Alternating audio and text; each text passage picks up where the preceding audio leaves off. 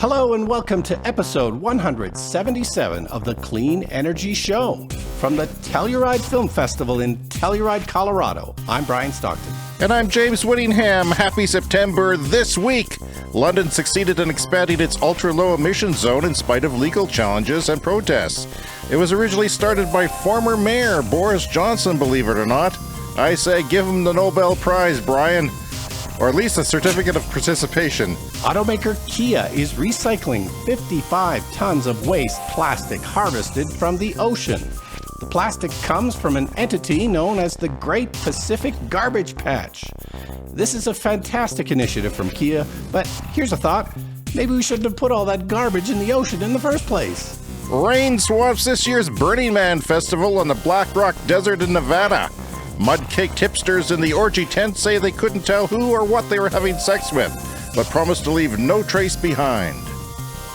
California, the world's fifth largest economy, has officially signed on to the Fossil Fuel Non-Proliferation Treaty. At this point, California is so woke, their citizens may never sleep again. All that and so much more in this last chance to wear white edition of The Clean Energy Show. Hello, Brian. I'm a new man. You may notice I have no beard. It was taken from me without consent. Oh, no. I hate when that happens. I did my sleep clinic at the hospital where I was on the wait list, so they called me and said that there was a no-show because you have to wait 15 months to get in. So somebody decided 15 months, they didn't care, or they were drunk or something, and I got to go. So it was a weird experience. I go to the hospital, like 9 o'clock at night, it's very quiet. There's no one around. I go to the sleep clinic, I push the buzzer. It's this whole hospital unit devoted to sleep study. This whole unit. I mean, it's a whole unit. It could be something else. It could be, penal therapy or something, but it's sleep therapy. There's one guy in there. He's listening to an NFL podcast. He's the nurse, and he's in charge of the night. And they have 2 patients. The other one was going to bed because she got there early, and I was a last-minute show. So they wired me up with, 70 wires to my head. I still have goop on my skull.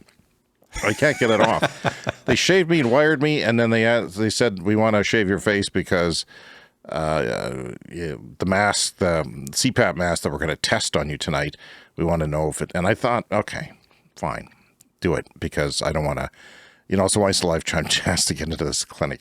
But I mean, it was huge. They had a shower, they had a lounge with a TV, the cable TV, and they had all these rooms. And I guess sometimes there's 2 staff members and 4 patients. But this night, which was a Monday night, they had 1 staff member. I had the place to myself. The room is dark. The bed is hard.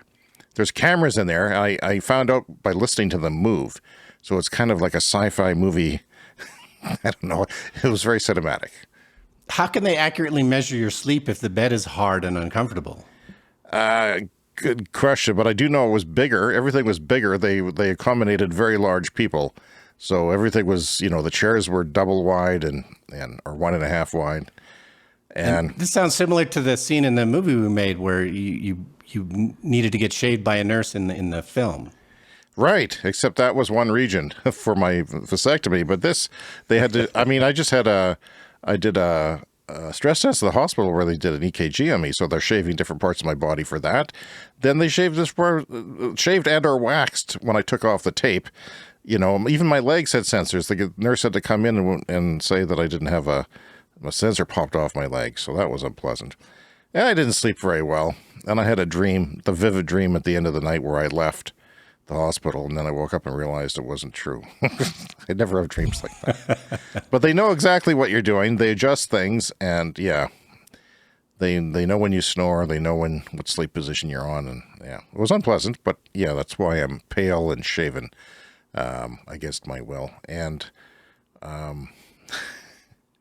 don't know. You're at the Telluride Film Festival, and I hear Emma Stone is there. Have you seen Emma Stone? No. I have not seen Emma Stone, but I did see Julia Louis-Dreyfus. Okay.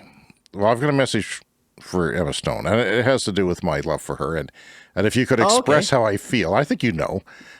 Well, sure. Just tell her, James is up in Canada doing his podcast, and if she needs anything, just give me a call. Okay. Well, I'm going to the film festival picnic right after this, so if I run into her there, I'll pass that along. She's not in an official capacity because of the actor strike. She's just there because she's attending as an attendee, but she's not doing anything. Yeah, so apparently there are normally more, movie stars here at the festival, but because of the SAG-AFTRA strike, not so many, which is fine by me. I wouldn't normally care about Hollywood movie stars, except for Julia Louis-Dreyfus. She's Pretty cool. So amazing. Can you get her? You should have had a guest as a guest on the podcast. Oh, damn it! And I know she doesn't care. No, I didn't have a chance to talk to her, but she introduced a film. She's here with a film called Tuesday. It was produced by A24, which is a smaller production company that's agreed to all of the SAG-AFTRA demands. So they're allowing actors in those films to go ahead and promote them. So that was great that she was here. Wow. And you're just hobnobbing in this little, describe Telluride. It's a little mountain town. How would you compare it to Whistler? Yeah, I would imagine the Whistler Film Festival was probably inspired by Telluride. It's a mountain town that's mainly for skiing. Like there's an insane number of ski runs here. But of course, it's the summer, so they need other things to do. So they started this festival. This is the 50th year of the festival. I'm wearing the 50th t-shirt right now. Yeah, it's really cool. There's a small town of Telluride, and then there's a mountain village, which is another community. So I'm staying in the mountain village, and then they have a gondola that takes you from the mountain village down into town, and it's free public transit. It's a really sort of unique kind of thing that they have here. Anytime you want, you can just hop on the gondola and go between the It's not just for the film festival, it's all the time? Yeah, it's all the time. It's always free. Apparently, it was built by, I think, part of the business interests in the mountain village. They wanted to expand. They're sort of out of room in the town of Telluride. It's not a very big place. So if they want to expand, they expanded into this mountain village and then put in the gondola so that people can easily go back and forth between the two. How high is the mountain village elevation-wise? It's higher. Yeah, the whole area is definitely high elevation. I'm not sure exactly, but yeah, I'm pretty high up. I have trouble sleeping at high elevations. It gets me sometimes. Is that right? Yeah. No, I've slept really well so far, and I thought maybe it was because of the altitude. Yeah, I slept at a isolated ski resort hotel that's not near a ski resort too much in Colorado because I found a deal. And it was just this nice place in the middle of nowhere, but it was at a high elevation. I didn't sleep a wink. And then the next day, my wife was driving and hit the deer in Wyoming. And that's why I don't like Wyoming. One of the many reasons I don't like Wyoming. So how was your trip? Yeah, well, I want to talk a bit more about the film festival, but yeah, I want to talk about the kind of clean energy parts of it first, including the drive down here.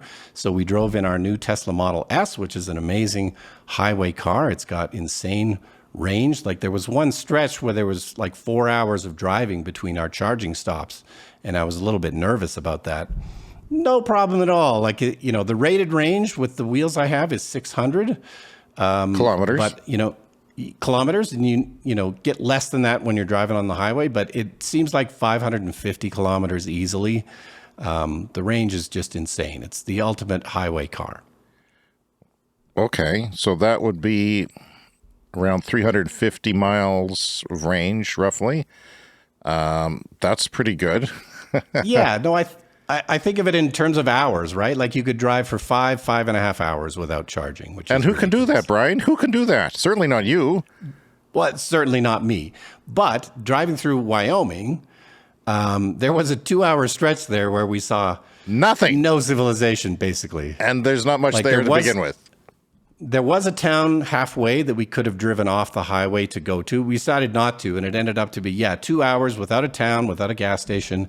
I was quite surprised. There was occasionally like the cell service would drop out. And, the thing I got most worried about was, well, what if we got a flat tire and there's no cell service? Yeah.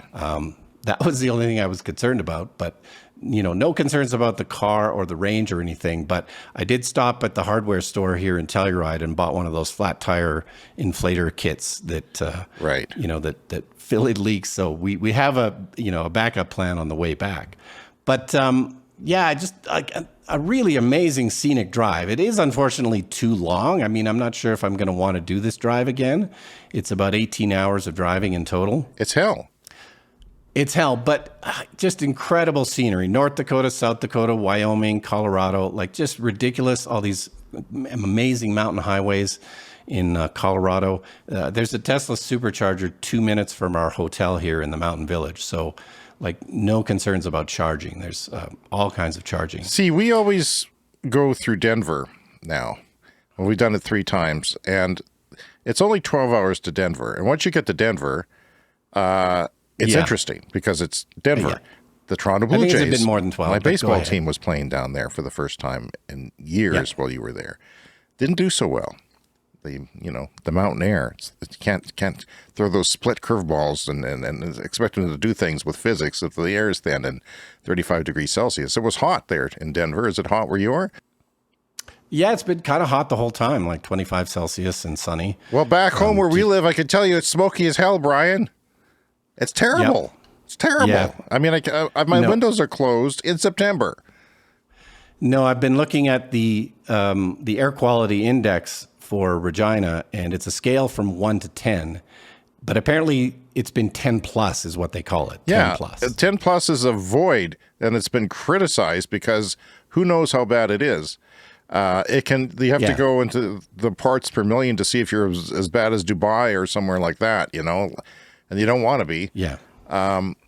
So my doctor put me down for bariatric surgery wait list against my will. She said, well, put you on a wait list where you want to or not, because it's a long wait. And it is. It's like 3 years. So I got the form in the mail, and it says you cannot smoke for 3 months. You have to quit smoking, including marijuana and everything else. But I'm wondering, because it's a dangerous procedure for those people when you get put under anesthesia. But they say that we're smokers now because of this damn air that we've lived with all summer long here in Canada, in Western Canada. I mean, does that change things? It's crazy. No, that's ridiculously bad for sure. Well, okay. So the rest of the road trip, I just wanted to point out, so driving through North Dakota, very beautiful, like Badlands kind of country, but tons of oil wells. Tons of pump jack oil rigs. Tons of pollution from those oil wells, I might add. When you drive through. And but the thing that surprised me more was lots of flaring wells, or what do they call that? So when there's excess natural gas, they just put up a pipe and they just set it on fire and they burn it. And there was just a crazy number of these flaring oil wells. And you can see them in satellite shots of light pollution. They're there in the middle of nowhere because, well, there's not in the city, and it's depressing and crappy. It's depressing because you've got this beautiful environment, and it's really marred by these oil wells and the flaring. But there was so many that I decided to Google it, and I found an article here from the Pioneer Press in Minnesota from just December of last year that tells me that North Dakota is the absolute worst for these flaring oil wells. North Dakota is one of 5 states that account for 90%, and they account for the most of this flaring. The second, more than Texas. They do this more than Texas. Nice. It's really bad. So Texas, the leading oil gas state, flared 0.9%, and North Dakota flares 7% of their production. But then the other thing that we've talked about sometimes on the podcast is how just leaking methane, leaking natural gas is a greenhouse gas. And it's one of the reasons they burn it. Like, burning it is slightly better than releasing it into the atmosphere. But there was a recent study that found that just burning it like this is not as efficient as they thought. So the University of Michigan did a study, and it was previously thought that by burning it, you would do it at about 98% efficiency. So there'd only be 2% of the methane just leaking into the atmosphere. But they did a study and found it's only actually 91%. So, 8 or 9% of the methane is just leaking into the air, which is a very bad every time gas. There's a study on this, it's worse than we knew, right? Like, they're covering up a lot of stuff here, and that's no fun for us. No fun for the planet. And it was something that we didn't maybe even need to study until now, or didn't think that we needed to study until now. But of course, it's Yeah, it's bad. But then you cross the border into South Dakota, and what did I see? Endless wind turbine farms. Like South Dakota is doing really well. There are apparently wind turbines in North Dakota as well. And Montana. But it was a really stark contrast. Like you're just seeing endless oil wells. Then you cross the border into South Dakota, and it was endless wind turbines, which was, encouraging. And South Dakota is no friend to saving the planet from climate change, but I think their electricity grid is set up that cheapest one wins, and wind is winning. Yeah. No, they've been doing much better in South Dakota. So I don't know, the rest of the observations from the trip, once we got into Colorado, we started seeing a lot of Rivians. So I've seen a lot of Rivian pickup trucks and the Rivians were SUVs. made for Colorado, basically. Absolutely. This is ground zero for Rivian. And Lucid Motors, the luxury electric automaker, they're one of the sponsors of the Telluride Film Festival. So they're all over Telluride, and they're, shuttling the VIPs around in Lucid Airs here in Telluride. Well, they should sponsor the podcast, Brian, and give me a Lucid Air to drive around with. Yeah. If only for a while. Seen a few Polestars. I saw the new Kia Niro EV. There was one of those. And of course, lots of Lucids. I have a great story about driving into Steamboat Springs in Colorado. This is one of the places that we stopped. It's another mountain town, beautiful place. And as we're pulling into getting near Steamboat Springs, I'm looking at the gauges on the car, and it says it's estimated that we'll have 68% battery when we arrive at our hotel. But I look at the battery and it says 65%. And I'm thinking, oh, well, I guess that's just a mistake. And then I thought, oh, wait a minute.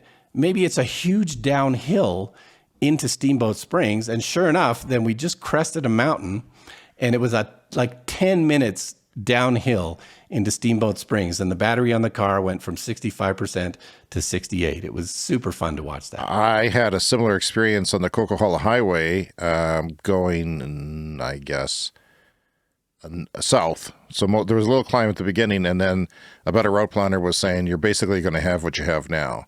And I thought, oh no, if this is wrong, I'm a stranded James on the Coquihalla Highway, which is basically a freeway in the mountains with nothing around it. So, yeah. But no, that's what happened. And yeah, you got to love electric cars for mountain driving. Yeah, it's great. They really seem like and anytime you're in a beautiful park like this, it's just always nicer to see EVs and not polluting cars. Well, my son went back up to his great uncle's house to go to school again, and the uncle says, well, how was your trip to Vancouver in an electric car? I bet it was challenging in the mountains. And he says, no, it was, of course it was easier in the mountains. And he was trying to figure out, well, I guess I could recharge a little bit, but that doesn't make any sense to me. And well, he's 83 years old. Yeah. I'm not going to try with him, but smart man, just too old to adjust to new technology. And we stopped in Deadwood, South Dakota as well, which was just sort of a fun place to visit. I'd never been there before. There's that famous TV show, Deadwood, right. The Old West, and it's got that were people Old West carrying vibe. were people carrying sidearms there? Because I did not see that. Back in the 70s, he used to carry sidearms into the bar. In case you had a dispute with somebody, you had to be right, or if you lost a pool bet or something. I didn't see it, but I wasn't really looking for it. They had a little Old West shootout at 6:00 on the main street. Like they blocked off the street, and was it actors, or were they just anybody can just shoot anybody? Is it like a? No, it was actors, and they fired off guns with blanks, and that was kind of fun. But anyway, very quick wrap up of the Telluride Film Festival. It's the 50th one. It's my first time here. It's been a lot of fun. The very first day we saw Barry Jenkins, who directed Moonlight, Oscar-winning director. He's like an absolute genius filmmaker. He did a great series that's on Amazon Prime of the Underground Railroad. Okay, just hold on. I have to have the intro here. Ryan's Movie Corner. Go ahead. And so he's a total genius. So it was great to see him. He introduced the short films that he curates for the festival. He's had a long association with the festival. He also introduced the Julia Louis-Dreyfus film because he had sort of discovered the director of that. It was a first-time director. and her shorts had been in Telluride, programmed by Barry Jenkins. So that was fun to see. And then again, first night we saw Wim Wenders, the great German art film director, who most known for Paris, Texas and Wings of Desire, 2 amazing movies from the 80s. And they presented him with a Telluride Lifetime Achievement Award. And Werner Herzog presented him the award, which was amazing. Wow. And how did you like the films? Because I know you're a curmudgeon old man who doesn't like films and the theater. So how did you like the film festival films? Yeah, well, as you know, I don't like anything. The Julia Louis-Dreyfus film, it got a pretty tepid applause at the end. I was quite surprised. So, oh, no. And, I liked it. I think it's one of those films where critics are going to like it more than audiences. But it's called Tuesday, and it's a weird mix of fairy tale and it's sort of a horror film. It's sort of a comedy. It's a weird mashup. Oh, that's not a normal. Horrifying to have a tepid applause at a film festival. I know. That's my worst nightmare. She's in the room, and I thought I was just shocked that people stopped applauding so quickly because she's in the room. Did you try to stretch it out yourself? One man show. Keep plotting. There's only so much I can do with one set of hands. But so and then I got to talk to Wim Wenders, so that was a ton of fun. So that's the good news. The bad news is it was just a conversation about the line for the bathroom because he was presented his award in the Sheridan Opera House, which is this old small town opera house. So, I could have talked to him about the mise en scène in Paris, Texas. Sure. But instead it was retired film professor, filmmaker to filmmaker, but no, you had potty talk. And then later on we saw him driving around in a Lucid Air. Of course. So, but yeah, it's a small town atmosphere. So walking around the streets, you see people. Ethan Hawke was doing a presentation. So we saw him and it's kind of a wild time. It was a lot of fun. Well, congratulations. Was it worth the trip? I mean, I like you, I'm kind of iffy about that trip. I mean, because it's exhausting. It's a long way to get somewhere. Not sure I'd want to do it again in a car. It's an amazing trip, but it's just a little bit too long. But it is one of the few kind of events like that is drivable from where we live. So it seemed to make sense to give it a shot. That was a good thing you did. It's a great time of year to go out there and check out different things if you got the time. How did you like your new car? Because this is your first road trip with the Model S that you bought recently. No, like I said, it's probably, the most amazing road trip car. It's hard to imagine anything better than that. It was just... is it just the range or is the size playing to it as well? I mean, are there any features? Well, it's just a super smooth ride. It's, yes, the range, but you put on the cruise control and it's just super smooth, silky smooth ride. If you need to pass somebody on one of these mountain roads, which we needed to do... Easy peasy. You could do it obviously super quickly, too quickly. Yeah, they've. I realize we're not talking about this on the show today, but it's a major story that they refreshed the Model 3. So maybe we should just give it a little plug here. What are your impressions about this? What are they called? Highland, the Model 3 Highland. That's the first time they've done a major refresh on it. And some people are saying it. Some automotive journalists are calling it practically a whole new car. It looks a little different, and it has a lot of different stuff under the hood. Yeah, well, it sounds like it's not using the big castings that we were expecting. Like the Model 3 can be made with these large castings, so it's easier to make. It sounds like they didn't do that, so it's not all, these under the hood changes are maybe not as extensive as we thought. But, most car manufacturers refresh their cars every few years, and people have been complaining that Tesla, they've only got 4 models and they're getting a bit stale. But they're kind of refreshing them at the same rate that, say, I think Volkswagen does. So the Model 3 came out in 2018, so a nice new version. Now, it's only going to be available so far in China. I guess we might get them here in Canada because they are sending some of those Chinese-made Model 3s to Canada. So China, Europe, Canada might get some of these, but they have not, as far as I know, refreshed it for the ones they make in California, but presumably that's coming soon. Well, obviously it's coming soon, as soon as they retool the factory or whatever they have to do. And people have been getting some deals on the current version of the Model 3. They've lowered the price on those. They have raised them a little bit, 12% or something for the new ones, but they'll be in big demand for a while. I'm Yeah, sure. no, they continue to adjust the prices up and down, but I think you could get a really good deal here in North America on a Model 3 for the next little while, especially, incentives available in different places. The figures that you hear, like you can get a Model 3 for, cheaper than most gas cars now. Yeah, especially if you do the napkin calculation on how much you'll be saving on, gas and just repairs and oil changes and things. I mean, I do not miss oil changes. I never, Yeah. ever, I shudder. Even my son hates oil changes because they tried to screw him. The idiots at those shops pretend they're experts and say that you need a new everything. And Yeah. they have got this trick with taking the engine air filter and tapping it so the dust comes out inside your car. Everyone does that. I hate that. I'm so over with that. There's no air filters or oil in, well, there's some transmission fluid encased that gets changed once in a lifetime in an electric car, but never, hardly anything. Here's the thing I think. Tesla was charging a lot more if you didn't get white, right? So a lot of people had white. You got white in your car. And there's a lot of white Model 3s around in Canada, especially when I went to Vancouver when there's a higher density of things and you get sick of them. Well, now they're not charging extra for the colors. So everybody, that's one way of, getting over this. Is there too many Teslas on the road where you live? Spice up the colors. Maybe they could even add more colors, at some point in the future.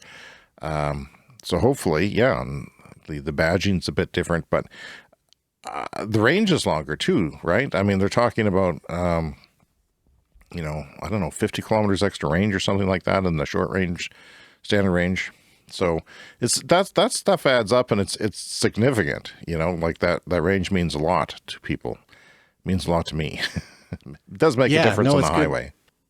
And of course, some people are annoyed that they're lowering prices all the time because if you just bought one, then suddenly it's worth less when the price goes down. They have started to advertise a bit. This is another, the weird quirk of Tesla is they've so far achieved this level of success without advertising. Just word of mouth. They have started to do that a little bit, but as they ramp up, they got to figure out different ways to just sell more cars. So, including the different colors for free is a way to do it, because they're not planning to slow down. They're planning to just increase production as much as they possibly can. A lot of people get wraps. Got to figure out a way to sell them. A lot of people get wraps on their cars. I noticed even around here, they'll get a wrap. Yeah. A wrap's another way to do it, but it's going to be hard for the other car makers to compete because, they're already making profits. Yeah. And, that's true though. It is true. And if Elon wasn't off his rocker, I think that they'd be selling even more of them because I get that impression. So I did a check yesterday. It was a very smoky day here. Sunny, completely sunny, but smoky. So I did a check of my solar and it was 18% less than it was a year ago on a completely sunny day. So, yikes. I mean, it could have been worse. I expected it might have been worse, but still, climate change is causing less green electricity. It's a feedback loop. And then my beloved swimming pool, it's the saddest day of the year when I have to close it. And it's always around now because the sun gets weaker, the days get shorter a little bit. And it's just not the same sort of heating even on a 33 Celsius day like it was yesterday. It's not anywhere near what it is in July, for example, or June. So it just doesn't heat up anymore. It gets cool at night and I have to abandon it. And it's been the worst pool season ever because of the smoke. The smoke has really affected the thermal heating of the pool for some reason. It's getting through to the PV, not so much on the other way with the thermal heating of the pool. That's too bad. So yeah, I don't think I was even in it in August other than to clean it once. And I can't imagine not being in my pool in August. So I really miss that. It is a relief from gravity and is my happy place, my pool. I could spend all day there, and I do. So it's closed yesterday, and that was sad. And it was a smoky, crappy day. Taken a couple of trips this summer, but with those couple of trips, I've missed the worst smoky days. You have, and it's bad all over here. And, I got sent pictures from Saskatoon last night. Just terrible. Like, you can't even see the streetlights. It's just unreal. And, Brian, if this is our future, I have to rethink my strategy. Like, A, do I want to live here? B, my air conditioner, I used to use it 3 or 4 times a year, and I've been using it all the time. Even now I've been using it. So that sucks. My air conditioner's old, and it's not going to last forever, and it's going to cost me money to run it instead of opening the windows at night, which I used to do. So it bites. I don't like it. I don't like it at all. Maybe an air filter. No, and of course, an air filter might be in my future. That's one of the reasons we got our heat pump, is so that we could, keep the windows closed during the summer, which we never thought we'd have to do, but we just realized. Well, you picked a good year to get it, boy. Holy cow. It was a really, really fortuitous timing with that, because it's just, for this week that we've been away, our sons are there, and it's just been on the whole time. So one of my favorite filmmakers is Michael Mann. He's got a movie, Ferrari, that is debuting at Telluride with Adam Driver and Emma Stone, I think. So you didn't see that one, eh? No, it wasn't on my list, but today's basically the last day of the festival, so I might be able to catch something this afternoon. Okay. Well, good luck to you. It gets a lot of press. Ethan Hawke was spotted hiking on a trail last Thursday. That's what you should do. You should go hiking and then run into celebrities there. Bring your sound recorder with you. Get some sound bites for the podcast. This is Ethan Hawke, and you're listening to the Clean Energy Show. Oh, we can get AI to do that, but, no one believes that anymore anyway, so they just have to basically be a guest. So how's your hike going? I don't know. Anyway, do you want to move on? Yeah, so our first story here is about Kia. So this is from Electric Autonomy Canada, and it's a story about Kia has partnered up with a company called Ocean Cleanup that is harvesting plastic from the ocean. I think everybody's, sort of heard of this by now, but of course there's a gigantic floating patch of plastic in the Pacific Ocean. Okay, Brian, let me stop you here. Yeah. There's constant news stories about how we're not recycling the plastic that we have on land, that we're sending it off to other countries and they're not getting recycled properly. Why are they going to the ocean to find plastics? I mean, I know they're there, and I know it'd be nice to clean it up, but why are they recycling those and not the ones that I put in my recycling bin? Yeah, well, that's a very good question. I mean, we need to get that plastic out of the ocean eventually. So I think that's the positive of this, is that, are we just going to leave the great garbage patch in the ocean for the next 1,000 years? Well, it should be nicely washed. But anyway, so yeah, Ocean Cleanup is the sort of nonprofit organization that collects this stuff. They have their own system for doing it. And this was apparently the largest ever collection, this batch that they just got for Kia was dropped off in Victoria, BC in August. And it's, a new record for the amount that they've been able to, take out. So, this Ocean Cleanup company, they can get money from companies that want to be green or do green things or appear to be green. But yeah, it's we have laws coming into place in Canada now about single-use plastics. I mean, this is a road we just went down 20, 30 years ago, where suddenly we were just using, plastic bottles one time. It was a terrible idea. And, so we just have way too much plastic, way more than we can ever recycle. And obviously a bunch of it ends up in the ocean, which is not good. No. But I saw, that some biggest YouTube stars got together and did an ocean cleanup where they had a barge sort of with a conveyor belt sucking up plastic in some of the places in the world where they throw plastic into rivers and it goes into the ocean in high concentrations. But I'm wondering how these guys did it. And I guess it pays for itself. If you got a buyer for your plastic, then it encourages you to go clean up the ocean. But recycling is still an issue. Yeah, it's huge. But, I guess we're making progress. Sure. Brian Bloomberg says electric cars have passed a tipping point in 23 countries now. Now, I think they consider a tipping point of 5% looking at technological adoption curves of different things like color TVs and cell phones. And basically, it goes very slow and at a gradual graph increase on your graph chart. And then when you hit 5% or so, it starts to really go up like an S. And then when it hits 90, like it has in Norway, then it levels off again, and that's the top part of the S on the right side of the graph. So they've increased it to 23 countries right now, and they say the fast part of the technology adoption curve is happening now with electric vehicles, including, according to their Bloomberg Green analysis of adoption rates around the world. A critical tipping point is 5% of new car sales powered only by electricity. So we're not talking about plug-in hybrids here. We're talking about full electric vehicles, no gas tank. The newcomers, Canada, Australia, Spain. And by the way, we have listeners in Australia and Spain.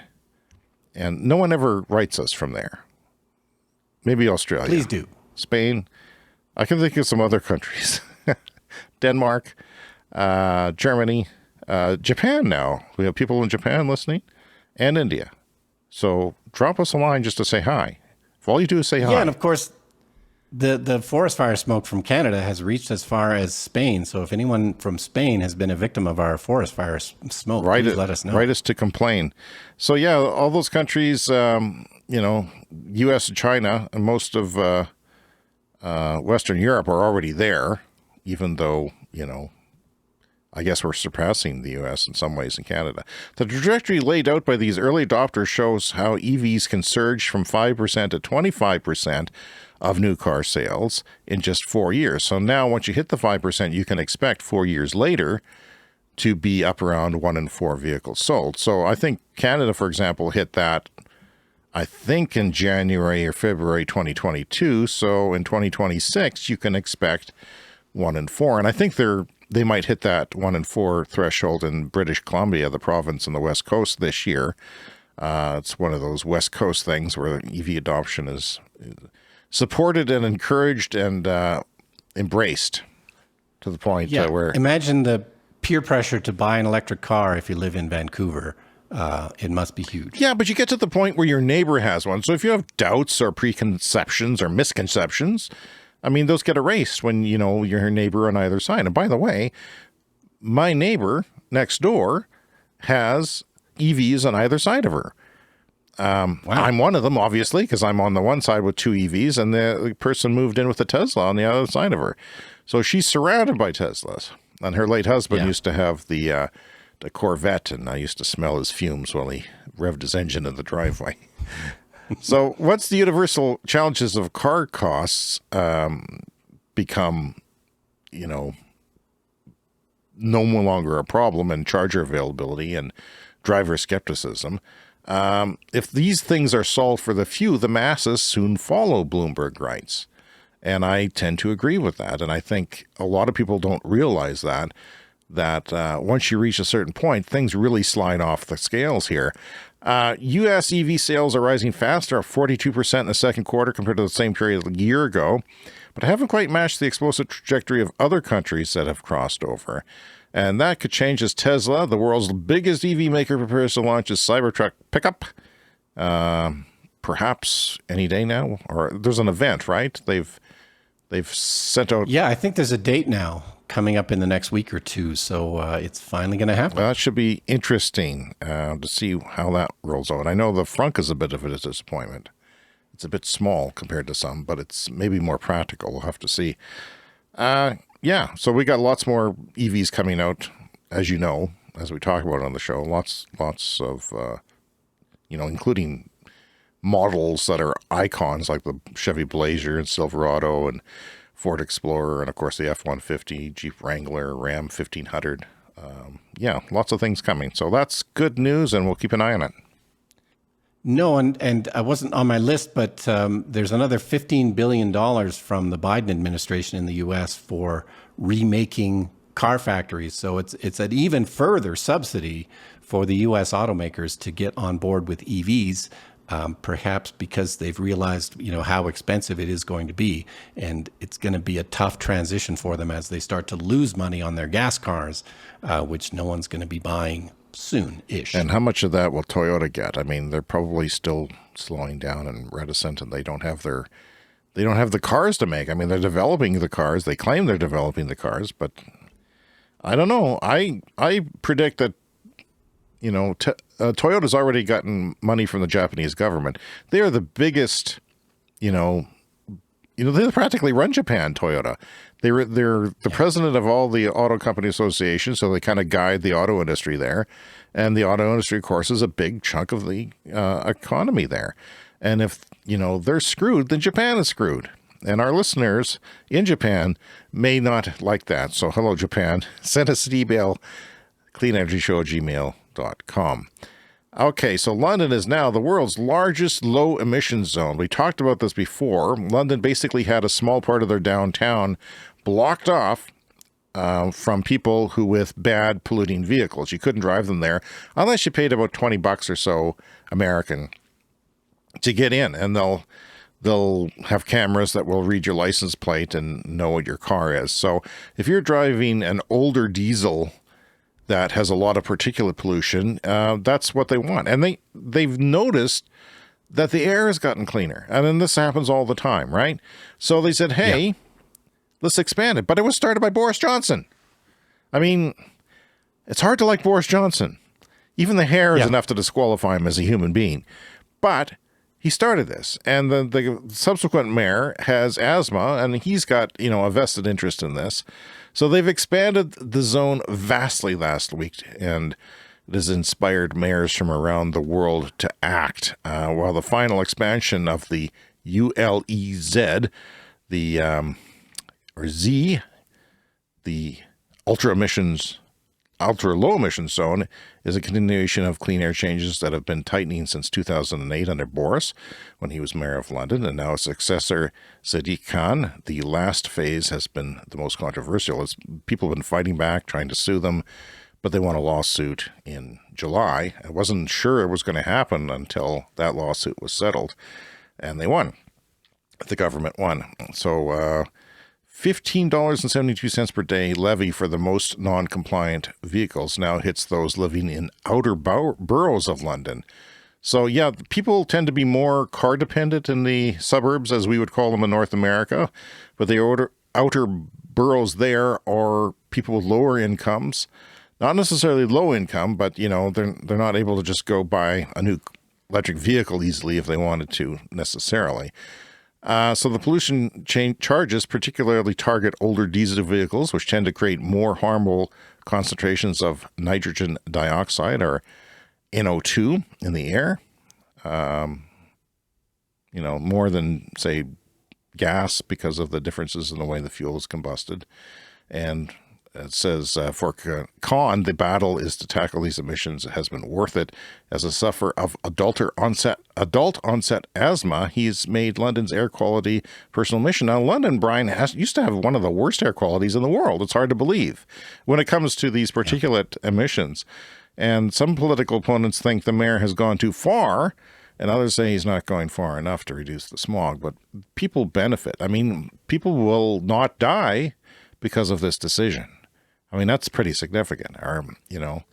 When people, especially when you have a public health care system, even if you don't, I mean, it costs society money when people get sick and die. And this is a very good thing, especially with, development in children as well is affected by these pollutants. So, he'd like to see Simon Burkett, who founded the campaign Clean Air in London, said he'd like to see the next mayor take things a step further and completely ban diesel vehicles on the city's roads. And I bet you, Brian, that's going to happen. And because diesel's getting banned in a lot of places in Europe and cities, and already sales of new diesel cars in London have been declining, falling to about 5,400 in 2022, but it was a peak of about 69,000 in 2016. And then Dieselgate happened, and then, And of course, I was walking by a school here in Telluride, and there was a sign in front of the school, low emission vehicle pickup and drop off zone. So if you've got, a clean car, you can Pick up your get kid. sort of priority for where to pick up your kids, because of course you don't want the fumes You don't and want a exhaust diesel vehicle close pickup to the truck, school. an F-250 to be sitting outside your school while other kids are waiting for mom and dad and breathing that crap. That is, it's like we say, like you've said before, the smoking used to be acceptable. Now it's not. Yeah. And by God, Yeah. that's where we're going with this other stuff. Yeah, and as no smoking zones have increased, one of the things, like you can't smoke around the doors anymore of most public buildings like schools and stuff. You got to go like 30 feet from the door because we don't want your stinky cigarette smoke as we walk into a building. That's right. Okay, so a story from Clean Technica. So California, which is apparently the 5th largest economy in the world, has now signed on to the fossil fuel non-proliferation treaty. And I don't think we've talked about this on the show, but this is a grassroots, proposal that has started to gain some serious traction. And when you can get California to sign on, that's a really good sign. So the fossil fuel non-proliferation treaty is basically a blueprint for how we get off of oil and gas and transition to clean energy in a way that is fair, but also fast. And so this is a big coup for the movement to get California to sign onto this. It's still obviously going to take the actual work. California still is going to have to do the actual work to make these things happen. But nevertheless, this is a really big deal. Yeah, I'm sorry. 5th largest economy in the world, California. And I want to live there. People are leaving California. They're starting to lose people now to Texas and other places because it's too crowded and it's too burny. And also there's these billionaires who are trying to build a new city by San Francisco. They bought all this land, these tech billionaires, and they're hoping to Really? Perhaps build a whole new city. And to be clean, I don't know how techy it would be. Some of these tech cities go overkill in their, connected environment where everybody has to have a number on their forehead, barcode on their forehead or something. But it's just, I don't know. So, what's next? Yeah, so a story here from Electrek about battery longevity. So this is sort of getting back to Tesla for a second here. Tesla, of course, the biggest electric car maker in the world, and all of their cars are networked and, data driven. So you can collect data on everything. And so we've always wondered how much fast charging your electric car is going to deplete the batteries or lower the range of your electric car battery. It's something people have been worried about for a long time. But this study kind of shows how much this is really early days for all of this stuff.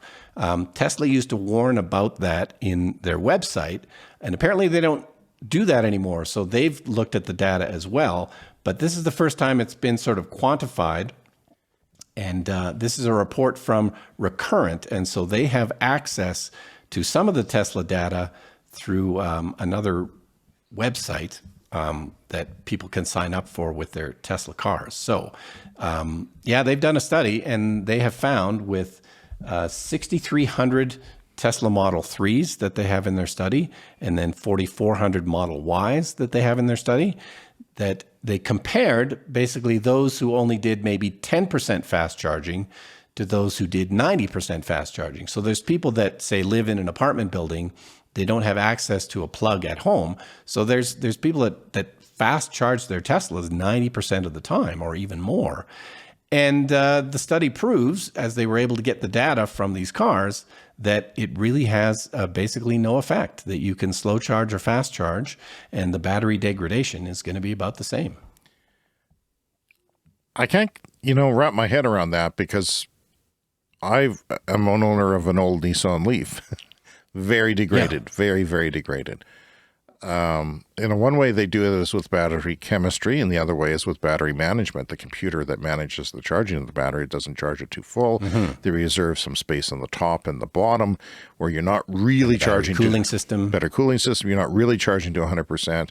You're not really draining it to zero. So that makes the batteries last longer than what we're used to in our laptops and our cell phones and things like that. So it's pretty remarkable, because when you start to factor that into using it as a taxi, using it as an Uber, using it as a robo-taxi, which is the long, promise, which is probably years away, I would think.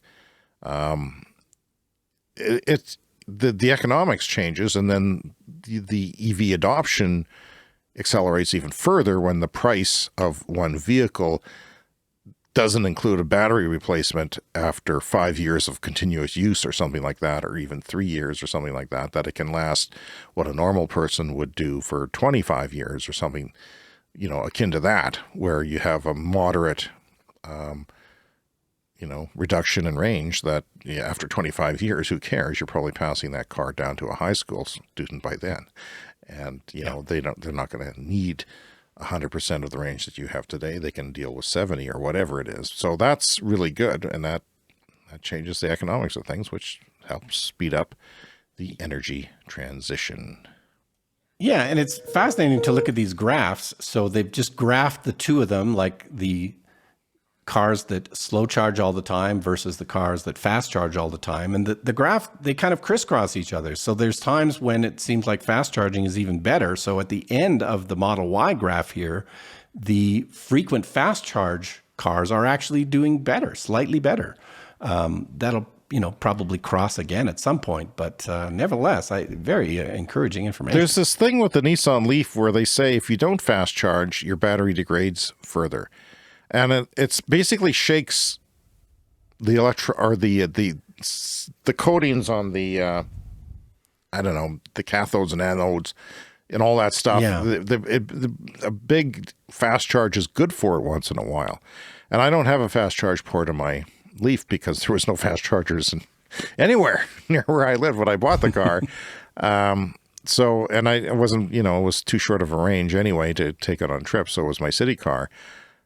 But I wish I had that just for, maybe my battery would be improved once we did get fast chargers here. Yeah, it's like you kind of have to exercise your battery every once in a while and kind of do different things with it, maybe.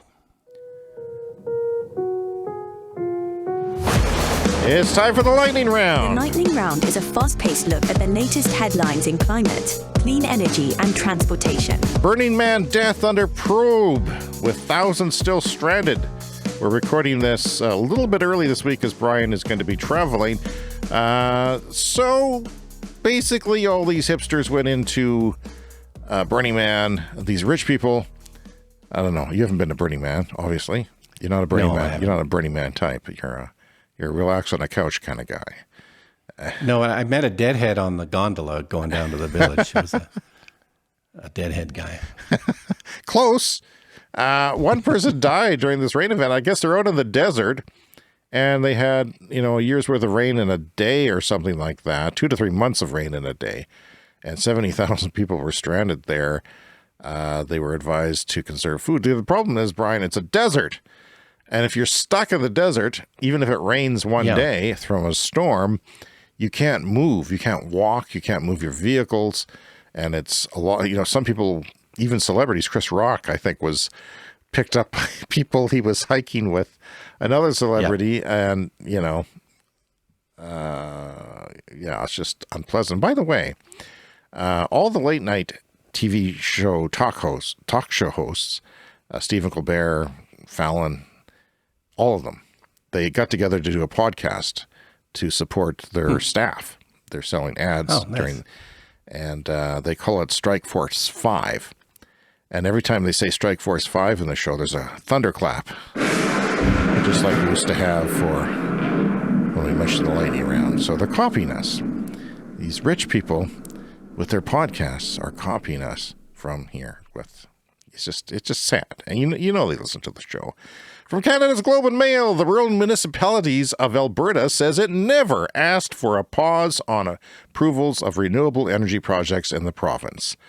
Now, last week or last time on the show, we talked about Premier Daniel Smith and that oil-happy province banning all development and projects of solar and wind for 7 months in practicality, and $25 billion worth of investments shunned away for political nonsense to appease really dumb people in the rural ridings that vote.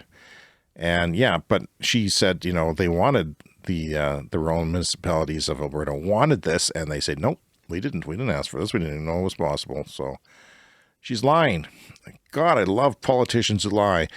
For Nanaimo Bulletin in Nanaimo, BC, Canada, natural gas will not be the primary heat source in new homes built in Nanaimo starting next year. City Council voted 5-4 to accelerate adoption of the zero-carbon step code to 2024, 6 years ahead of the province's timeline of 2030, where the province will be banning new gas installations. Then it is time for some nuclear news. Remember the song and dance about Sweden building 10 new nuclear reactors and restarting their nuke program? Well, I guess reality is set in, and the Swedish government removed nuclear power promises from their website. So that's that. It's time for a CS Fast Fact. From EcoWatch, an estimated 706 million gallons of oil enter the ocean every year, which has massive human and environmental impacts. Maybe all that plastic will soak it up. The plastic is oil. I wonder if they count that. The International Renewable Energy Agency has come out with its annual cost report on renewables. Solar is down 3% annually. Offshore wind is actually up due to the explosion of it, I guess, in some parts of the world and supply constraint. Onshore wind is down a whopping 5%. That's in 1 year, man. That's 1 year. That's a pretty significant change. Concentrating solar power, that's when we have the mirrors pointed at a tower with fluid in it, usually in deserts. That's down 2%. Bioenergy is down 13%. I guess they're getting better at that. And geothermal is down 22%, so they're getting better at that. A lot of the cost of geothermal is drilling. Hydropower is up 18%, unfortunately, or fortunately, depending on your view on hydro, because it does destroy the environment. VW will electrify the GTI. Saw a video this morning, Brian. Pretty cool. I know a lot of people who drive GTIs, and they are the diesel snobs who think electric is not going to cut it. And now their precious GTI is going to be electric and probably pretty fast and sexy, I'd imagine, too. Hot hatch. I've always liked those cars. I've always wanted one, and the electric version would be the only one to have. Absolutely. Fast as heck and slick. There's a new 68 mile per hour, 100 kilometer per hour electric unicycle. I forgot that I wrote this, that I was expecting to say small car, but it's a unicycle. Brian, I can think of 1,000 ways I could die, and this is one of my least favorites. This is just, no, why? Yeah. I saw a video of this. Somebody doing big jumps and stuff in this mass. It's crazy. That's highway speeds on a unicycle. No. People are going to die from the advent of lithium batteries and their many uses. We talked about that Ukrainian wind farm that was constructed through the war. They were putting it together. I guess it's online now, phase 1 of it. DTEK resumed the construction with an all-Ukrainian crew a while back, I think last September, and it reached 650 people at its peak. During wartime, dodging missiles, staff worked in bulletproof vests and spent more than 300 hours in bomb shelters from September 2022 through April of this year. And they were under the constant threat of missile strikes, yet they persevered through it all. And finally this week, from Politico, Explosive growth in solar power means most EU countries will hit their 2030 renewable energy targets ahead of time.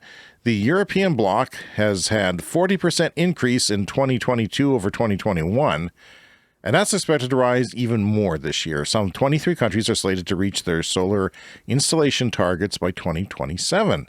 That means millions of more tons of greenhouse gas emissions are being saved each year than predicted. The explosive growth is down to plummeting prices for solar panels being mass-produced in China. The war in Ukraine also created a major incentive for countries to push ahead with solar installations as a way to lower their dependency on Russian energy. And, it's just Jenny Chase with Bloomberg says, to be honest, we've never been very good at our most optimistic predictions have nearly always undershot the market. And this is somebody who lives solar. And they're constantly getting blown away. They're never able to predict Bloomberg. It's always better than their rosiest predictions. And it's hard to fault them for that. But solar is just that pervasive, and we are aware of that on this show. This is what we talk about, and a lot of people have to come on board to realize just how of an economic factor that cheap solar is in the cleaning up of the world. So it's down into difficulties of predicting the cost and efficiency improvements in Chinese manufacturing of solar panels because they are getting better and the data quickly goes out of date. But prediction errors could also mean climate change efforts are going to be better than expected worldwide. How often do you hear that, Brian? It's a whole new world. That is our show for this week. We are happy to be back. We had a week off last week, and thank you for allowing us to do that because it's good to have a week off from time to time. Please contact us, cleanenergyshow@gmail.com. It's in your show notes if you don't remember me saying that. All one word, cleanenergyshow@gmail.com. We'd like to hear whatever you have to say. It doesn't matter what it is. We love to hear from you. Don't forget to check out our YouTube channel for special features and check out the Clean Energy Store where our merchandise is there. And I've got a new hat in there, Brian, a September special, a dad cap that is distressed to remind everyone of me. A distressed dad. If you're new to the show, remember, follow us on your podcast app to get new episodes delivered every week. It doesn't cost you a thing, and we're there for you every Wednesday. See you next time. See you next week.